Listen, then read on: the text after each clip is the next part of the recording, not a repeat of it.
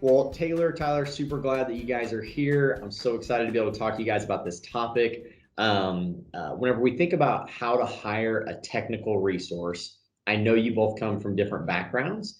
And so why don't we start with just a quick intro for both of you and kind of your background. And so Taylor, why don't you go first, a little bit about your background before we actually dive into this topic. Yeah, so my background is in barista. So I worked at Starbucks for 3 years, and then I went straight into FEC, so family entertainment, basically restaurant games, bowling, activities, all kinds of stuff, nothing technical. So coming from this aspect, I engage a lot differently because I want more of a culture fit after Tyler deep dives and or any technical resource helps me really deep dive in and get more knowledge on the technical abilities. Yeah. Tyler, how about you?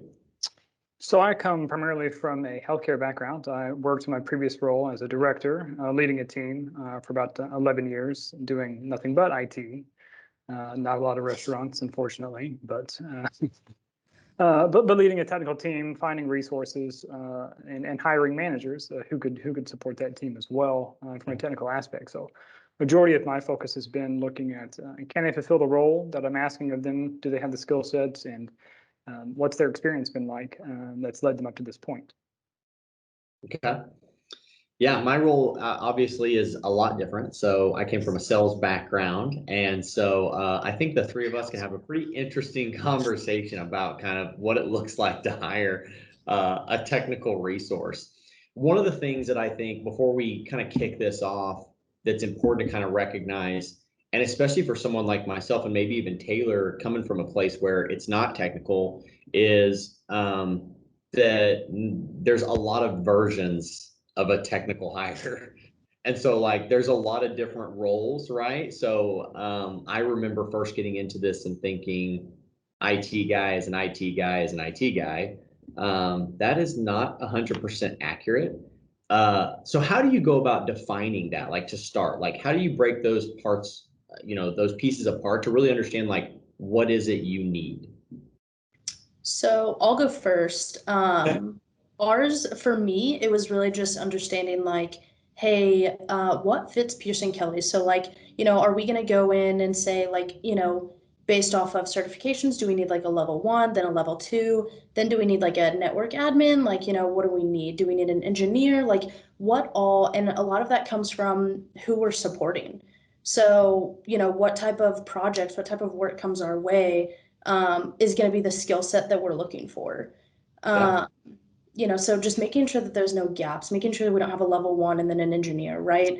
Because then that's a lot of room there between them as far as skill set. So just making sure that we have um, a good skill set for your basic troubleshooting, your general help desk, all the way to your networks and your servers, and really being able to handle all the project work.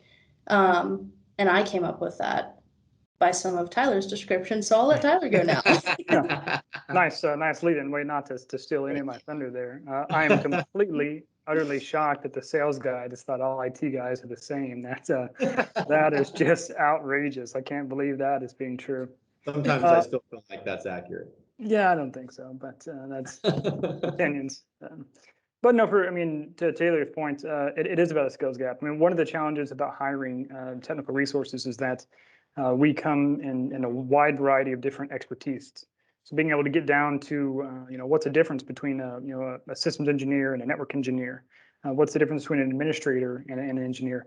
We tend to specialize in so many areas that it does get very complex to determine, what is the right hire. But you start with looking at where are my shortcomings today? What am I lacking? What skills do I need? And then you build a position around that. One quality way to focus on that is certifications, but I think you'll find as a commonplace kind of in the industry is that a lot of us will get certs, but a lot of private employers don't really require certs. Like they don't see the value in them a lot of times. So technical staff don't go and maintain a very expensive certification or go get one because the employer doesn't always reward that certification. So you can't use that as the sole metric. It's great to have, but you're really looking for, like any sort of position that you're hiring for, what's their experience? What have they worked on?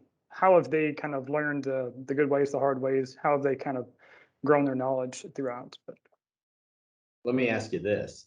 So, because that brings up a great question. And these are my favorite things to do, is kind of pin those ideals against each other.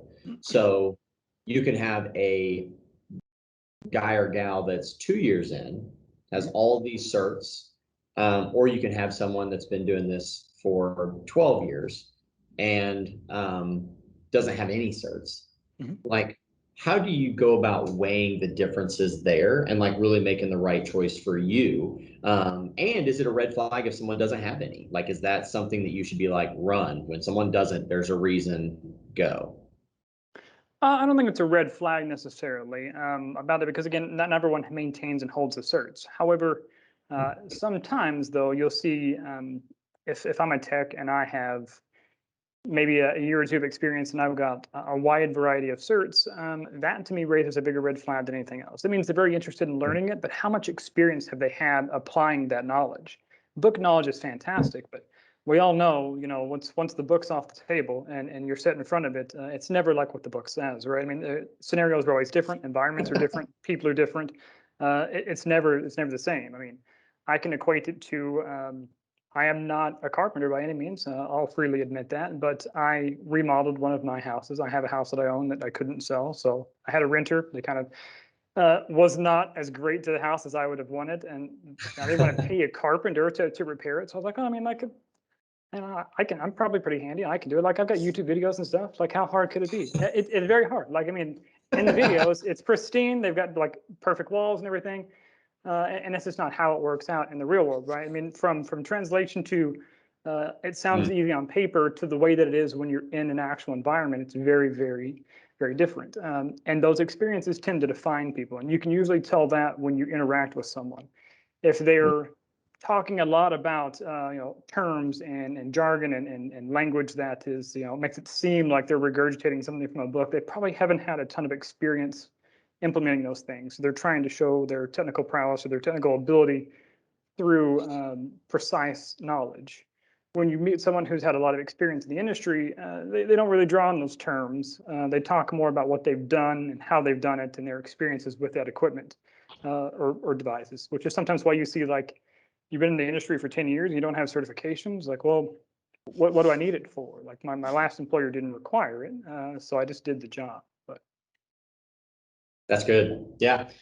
So it's a mix of both, obviously. And I'll say this, so Taylor, whenever we talk about that, for you, what do you think is important as far as if you don't have a Tyler to back up on, right? You've come from, and are still a part of an organization that's growing very rapidly. So when you're forecasting out for hires, how would you go about if you didn't have someone like a Tyler to help you with that technical piece to figure out obviously your gaps, but then those future, I mean, security, it was a thing 5 years ago. But there was a lot of people that definitely didn't think it was as large of a thing as what it's become today, and still growing, obviously, and becoming more and more important. So like when you're looking out and you're forecasting, and you're not necessarily technical, but you're trying to see that, how do you go about doing it? How do you look for those trends, and how do you figure out like what type of person you're going to need to be able to fulfill those things? So super honest answer. If I didn't have a Tyler, uh, I Google, and there are these things that are called skill set tests. Okay, someone Cool. non-technical, it's a skill set test. I don't have to know the answers because it gives it to me. Okay, so I would break it down. I would dumbify it, right? So I would say, is this person a culture fit? So we kind of go backwards, right? In the way we kind of hire, we meet first and say, hey, Tyler meets with them. Do they meet all of these skill sets? Like, do they know how to do XYZ technical resources? And then we bring them in and say, okay, they passed the technical test. Are they now a culture fit? Are they a team fit? Is it someone who's going to mesh well, PKT culture? I would probably switch it if we didn't have a Tyler. I would probably say, before we pay for a skill set test, is this somebody who fits our culture? Is this somebody who can mesh well with PKT? Get their experience, get their knowledge, get their just feel for person wise. And then I would probably purchase a skill set test and give it to them. And if they failed it, then I probably wouldn't hire him, to be honest with you. Which Tyler has let me know that some of the best technical people are not very good at test. He might have mentioned his name, he might not have, I don't know.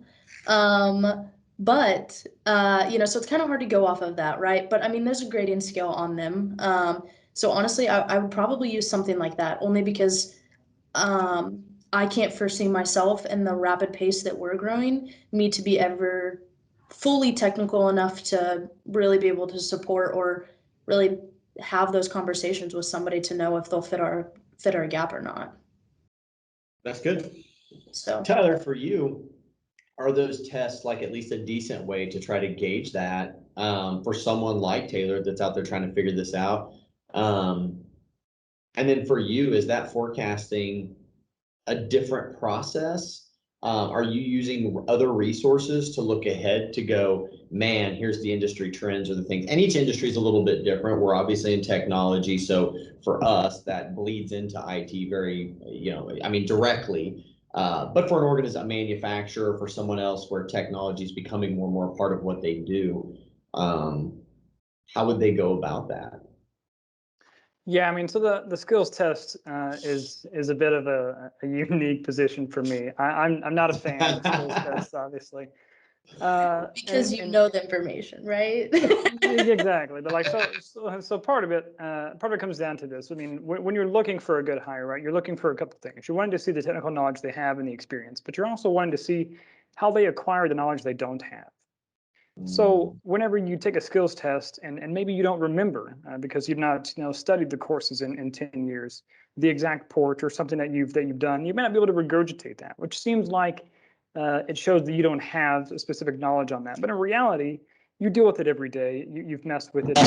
It's not readily available to you in terms of that knowledge. But what you're looking for, or I'm usually looking for, is when you run into those things, how do you find it? What are the resources that you do? Where do you go to acquire the knowledge when you're looking for it? Because not only do I want you to be able to know the knowledge, like I do want you to have that, but I want to know where you're going to go to find it. Because let's face it, like you're not going to have everything memorized. You're not going to be able to regurgitate everything. Like you just don't have the capacity to retain all of that when you're working on it. It's where you go to reference that material and acquire it.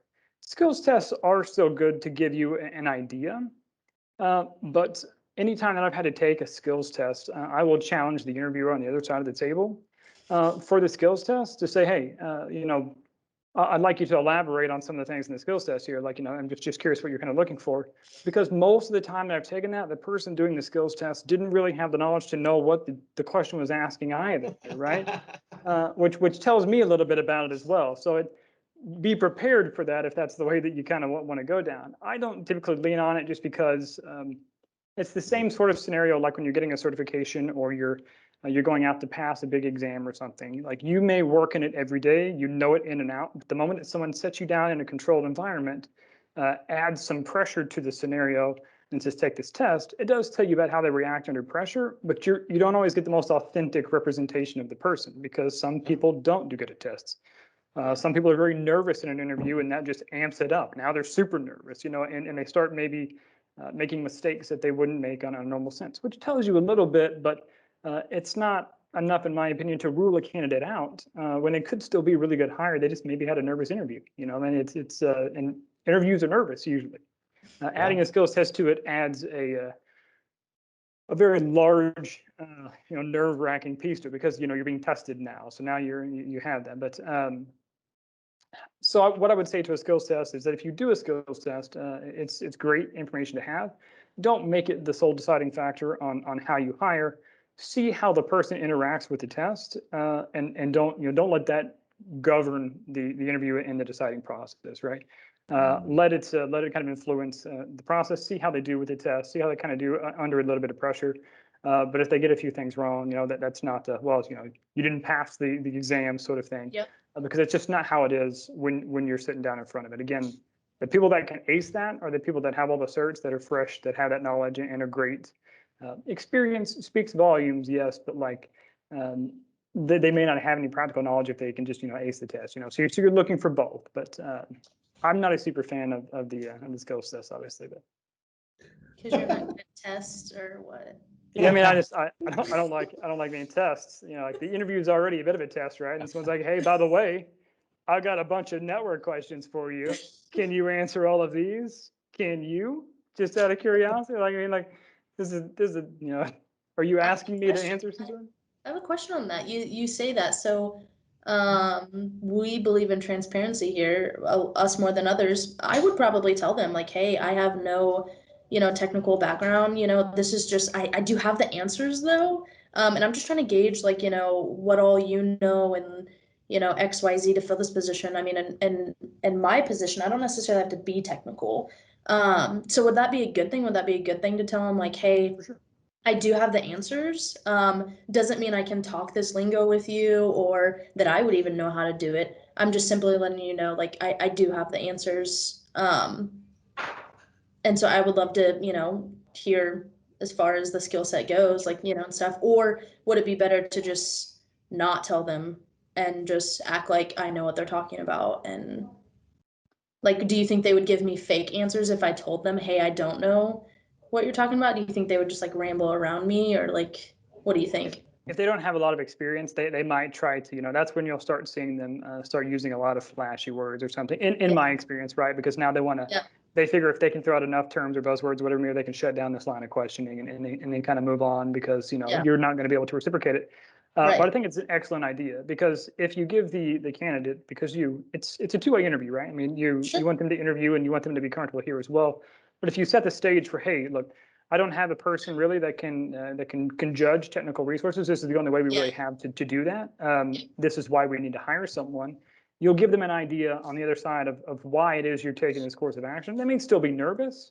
But it will give them an idea of, hey, this is not just someone testing me. So when they do kind of ask those questions back, or they may ask about it, they're going to know, okay, like this is kind of a situation where they've got the test, like I may not know, but they're just trying to gauge my technical knowledge, so they'll try to explain it the best they can. But they may feel more comfortable about saying, I honestly don't know on this question. Like it's just not something that I'm familiar with or have done, rather than being like, well, the question's weird. Let me try to rephrase or find a way around it or something to make it seem a little better than being like, I legit just don't know.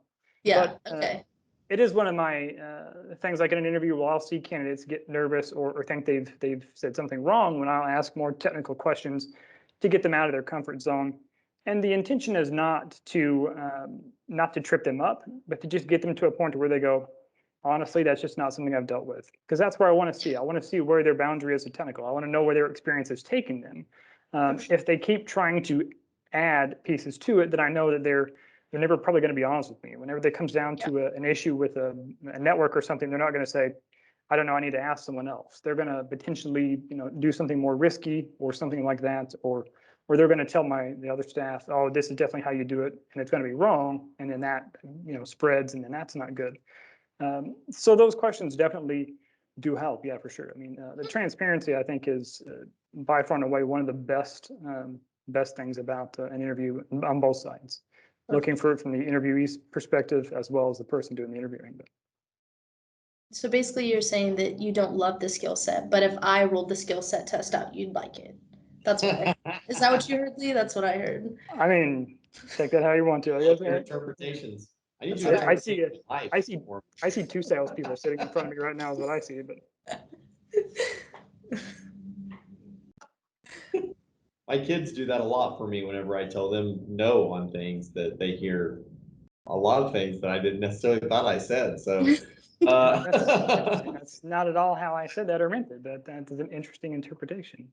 That sent me down a bunch of different questions, honestly. So I'm trying to kind of slow down and figure out which one's the best one to ask. So something to me that seems kind of bizarre or that's changed really, and it feels like it's changing not only industries, in all industries, but even positions. I remember sales, like how now sales has changed a lot in the way that the persona of the person, what they like to do, what they're good at, is different.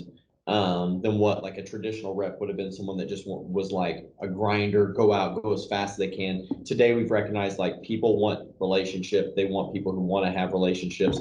And those people that are that way kind of struggle with relationships. They want to move, go, go, go, go, go, right? So IT guy at one point was like the guy that could work a screwdriver, right? Like at one point that was kind of like, hey, this guy's fairly technical. He can fix some things, or she can, right? Like we may be going 20 years ago, 30 years ago, whatever. But like at one point, those two things kind of were synonymous, at least. Not 100%. They still had to be technical. They had to do some things. Like today, how important is that skill set? Like the ability to go and put your hands on things. Like I think about like a mechanic, and so it's a two-part question. How important is the hands-on piece of it like that?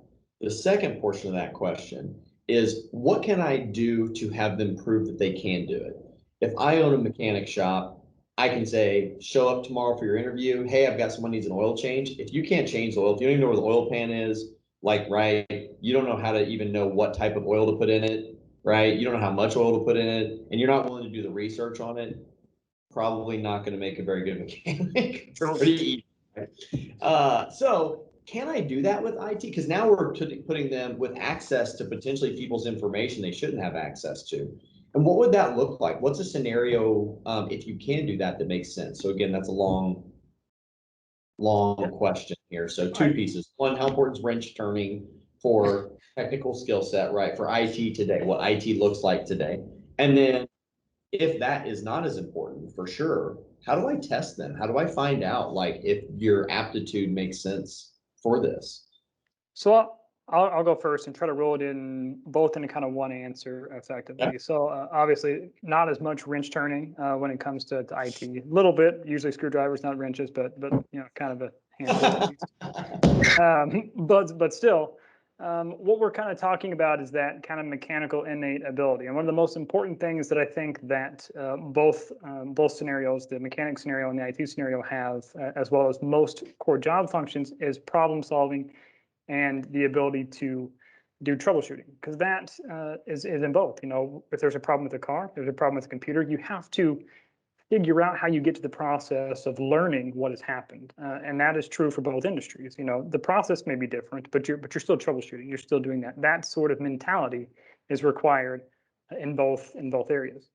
So what you're looking for is someone who's good at problem solving and seeing how they problem solve, because everyone does it differently. Some people do it very similar, and there's a lot that in my opinion work, but everyone does it in a unique way. And some people honestly surprise me at how they arrive at the areas that they did, but it's still right and still works. But you're like, I would have never done it that way. But hey, you know, that's fantastic. You know, and that's how other people learn to improve their own processes. Or they're just like, I'm never going to be able to do that. That's crazy, but I'm glad you can.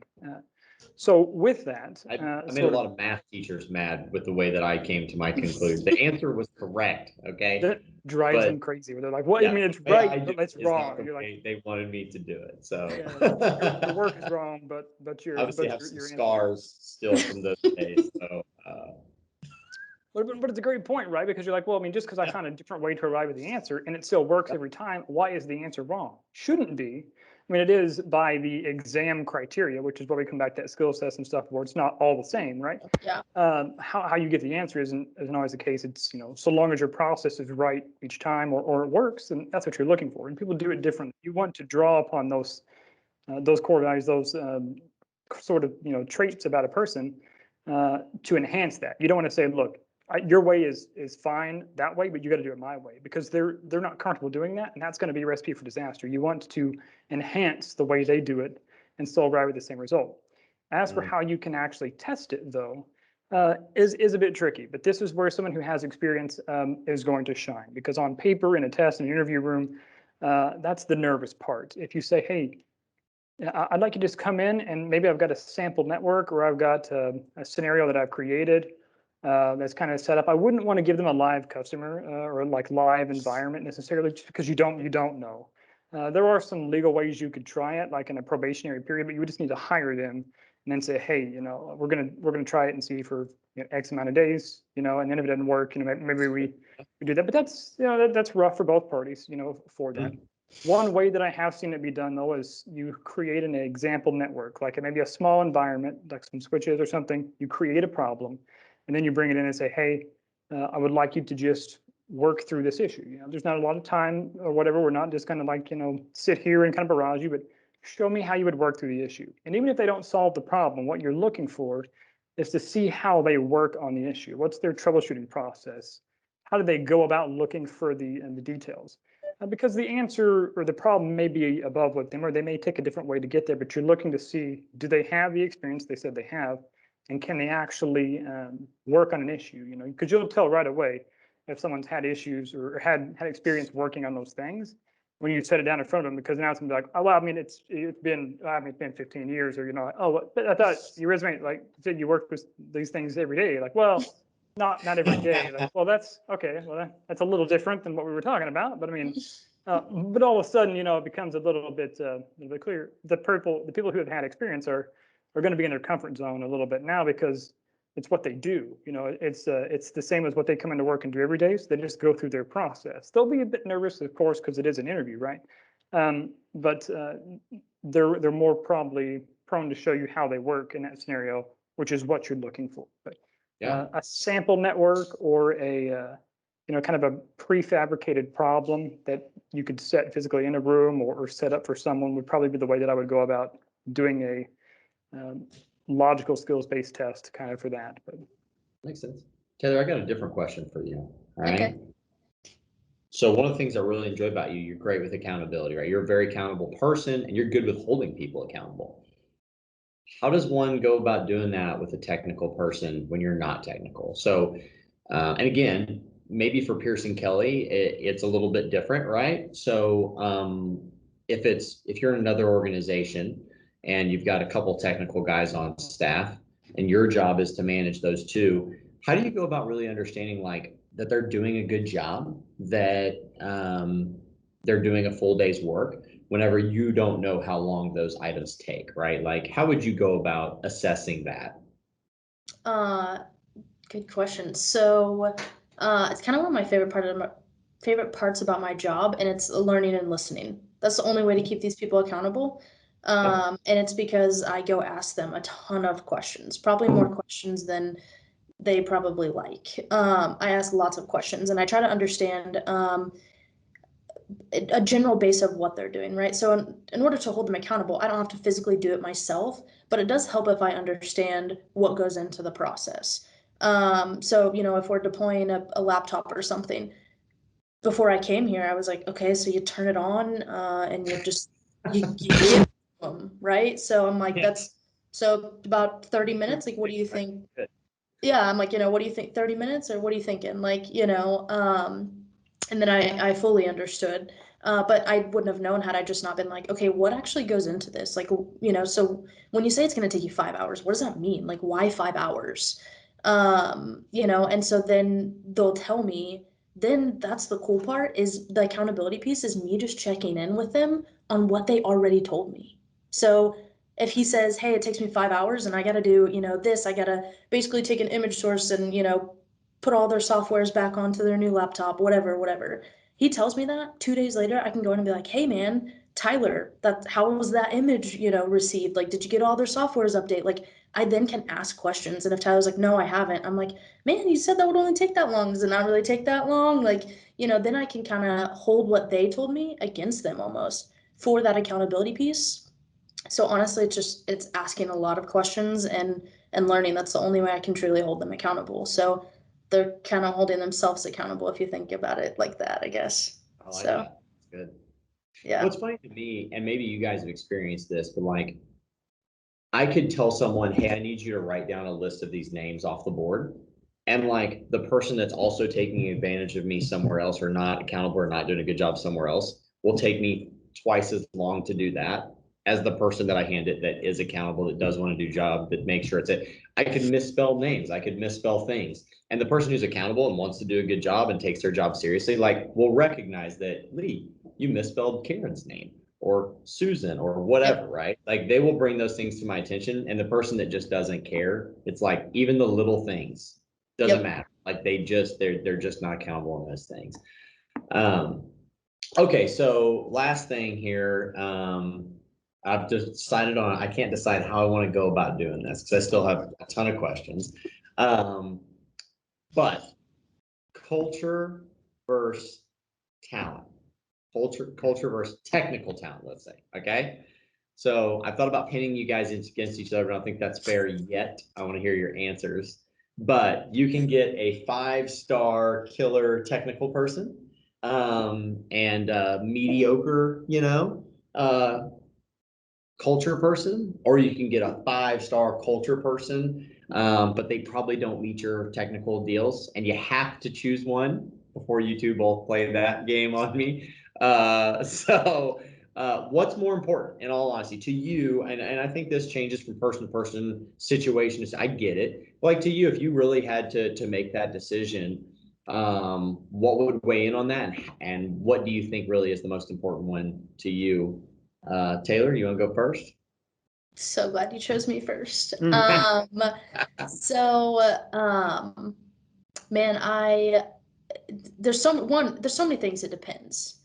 And I Yep. say that because if we are in a, if somebody's in a dire need of, hey, like at this point, I'm cool for like mediocrity personality, and I just need somebody who wants to come to work, wants to grind, and their technical ability is off the chart. It's like if that's what we need, if that's our gap, if that's our skill set, like sure. It also depends on the company. Like, how's your leadership team? Like, are you capable of forming a mediocre culture person into somebody who loves to come to work, can now be positive? Like, do you have a strong leadership team that can build that person into being a culture fit? Or is your leadership not the type of leadership team that wants that extra work, that wants that extra, I don't want to call it babysitting, but, essentially, that extra work and that extra skill set that goes into, making sure these people are happy, are hungry, are accountable, come to work and do their job. My first instinct is to always say culture fit, because in my experience, I have learned that it's easier to get certifications and to train people on skill sets Okay. than it is. That question, didn't you? You knew I was going to ask that question. Yeah, so it's easier for me to train somebody on skill set than it is to be a motivated human, to be somebody who just has that drive in them that wants to do a good job. Like, and again, my experience, it's been harder to find those people and those individuals than it has been to just find people who just have a lot of skill set but no um, good characteristic traits for our culture. So, Fair enough. Okay, Very, good, very good. political there. All right. So, Tyler, how about you? Culture versus technical. How would you decide? Why would you decide? So I'll challenge it a little bit, right? I'll say that across the board, every person has some form of culture, right? I mean, it's not like you have it or you don't. I mean, it's not like that in the skill set. It's a matter of whether or not the culture that the individual has fits the culture of the company or the environment, right? So if you've got a bunch of technical guys that are very technical but not super social, then someone who maybe not doesn't seem like a great culture fit would fit in very well in that team. If you built a team around very social technical people, which is kind of a oxymoron a little bit there, but if that's kind of the case, right? Then you're looking for someone who fits that gap, and it's a bit of a harder kind of culture fit. For me, generally, what I'm focused on is can they do the work, and can they get along with their team? Maybe I don't necessarily need them all to, if they want to be super buddy and friends, that's great. That's fantastic. It's great for a team dynamic. But what I really need them to do is to be able to do the job. Because what I don't want is a bunch of people who want to talk about their weekend for like a half a day while not doing the technical work because they don't know it or they're not motivated to do it, but they're motivated about hanging out and talking, and that's great for the team. But like we're still not getting the result, right? But on the same token, if you put someone who is very technical into a team like that, they're going to fail, no matter how great they are. If you put someone who's very culture oriented into that team, they're going to succeed, but the team is going to fail, in my opinion, because they lack the technical ability. They're more likely to get it. So you, like most things, I think you want a bit of a diversity within kind of the same realm, right? Like you've got your limits. This is I can't have someone who is too abrasive, but if they're not quite a super great, amazing culture fit, but they're good technical skill set, then I can go this far. But you don't want to get to that person who is going to be unhappy on either side of the spectrum. By default, though, because I'm kind of logic oriented, I'm looking for someone who's going to have a technical skill set and can do the job, because that's what I'm focused on, is getting those tasks done. And then having a great team dynamic and teamwork is fantastic, but I got to have a technical skill set. I can't breed technical skill set from a bunch of individuals who are on a team that like each other, but no one's doing the work, or no one's learning it, or no one's going out to do it. If they motivate each other to learn more, that's great. That's usually not how it happens, at least in the experiences that I've had. But so technical skill set is probably what I would lean towards, but they can't be all technical. They can't be a 5-star technical person and then have a culture that is very antisocial, because they're never going to fit into a team. So unless my position that I have is a solo position that doesn't work with a team, doesn't matter how technical they are, they're still not going to be a good fit. They're going to be unhappy when they're in the role they're in. So I'm not setting them up for success. I'm setting them up for failure by doing that. So I have to account for culture, but my primary trait that I'm looking at is technical, but the culture always plays a fit, because they need to work in a team dynamic. So you got to have both. I mean, it's kind of the deal, but technical is what I look at mostly. But so if they were pretty technical and not the most social person, still a good hire, as long as they can carry on a conversation with me and not be hateful or push off, or someone that I know that if I put in front of a client, I'm gonna be like, there's no way that person should be able to talk to a client, right? That's not the person that you want. You still want someone that has the ability to interact and is personable and can carry on a good customer service, and not be like, well, I'm super technical, I don't know why I had to talk to you. Like, you don't want that sort of personality. But Yeah. Really quick, easy question. All right. To the organizations that might watch this, to someone who might find this helpful, I'm thinking they're 40, 50 employees, right? They're probably our size. You're looking for maybe one IT guy. You're looking for one pretty well skilled, probably capable of outsourcing some things when needed, whether that's projects or whether that's some of the low level items. When I ask that question, now does your answer change, or does it stay the same? They're almost solo, right? A lot of the people that I've worked with in the past in organizations that size, they do work with ownership, they do work with leadership to some degree, but really they're kind of on their own island all the time. They kind of just support people and do that piece of it. So quick answer, less than 30-second answer.